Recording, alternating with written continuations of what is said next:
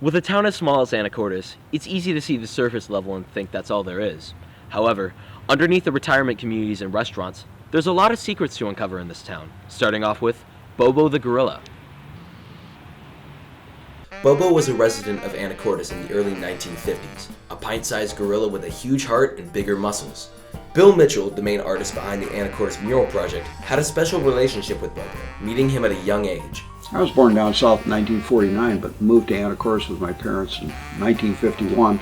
And the same year I moved here, Bobo the gorilla came to town. Bill Lohman bought Bobo as a baby after a good fishing season and the purchase of a new Buick.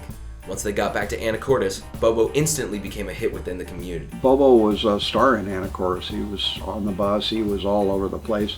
I mean, he was so famous that he got in Life magazine. I don't know that anybody else in Anacortes ever got in Life magazine. He got up this size, and he was as strong as a man when he was this size. And he'd come back behind Ray Lohman in the rocking chair, and he'd just grab the back of the rocking chair, pull it down, throw Ray out of the chair. Then Ray would jump up and scamper around and chase him all over the place. And Bill used to take apples, he'd twist them like this, break them in half, and hand it over his shoulder to Bobo. And Bobo used to do that for Bill too. Just twist the apple in half, hand it over his shoulder to Bill. After spending a few years in Anacortes, he had to be transferred to Woodland Park Zoo, undergoing a major social shift. Bobo wasn't very happy down in Seattle. Last time I saw him, he was sitting over in a corner, looked very dejected, and when he saw me come around the corner, got really excited and ran around and around the cage. And at the last minute, just as I'm approaching the bar, and there was nobody else there in front of the window. As I got right up to the window, he ran straight at me, and he slapped his foot in a big pile of poo and smacked it right in front of my face on the glass. And I felt terrible, because then he went and sat down dejected again in the corner. Like, you son of a, you left me here and you haven't come to visit in all these years and stuff. But he recognized me. And he missed people. I mean, he got to watch people all day long, but he didn't get to interact with people like he wanted to. And early in 1968, he got a bump and a blood clot in his leg, and it went to his brain and killed him. He was only 17 years old.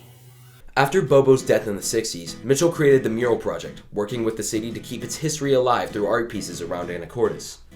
Shortly after the killing of a gorilla in the summer of 2016, Mitchell was inspired to create murals to honor Bobo. Gorilla was shot in Cincinnati recently, last year. I came home from wherever it was that I was, and within 15 minutes I painted the faces on 2 of these Bobos. So that when one gorilla died, 2 more were born on the same day. And half of these Bobos are going to the Lohman family. There's going to be one in Texas, soon one in California. There's already one in Hawaii. There's one in the Queen Charlotte Islands, one in Paulsbo. There'll be one in Mount Vernon tomorrow. One kind of out in the country south of Anacortes. And there are currently several in around town, and there are going to be more. But Bobo's back, and he's going to be scampering around Anacortes again for the first time since 1953. And he's still the most famous resident of Anacortes ever. For the Rock at Anacortes High School, I'm John Harrison.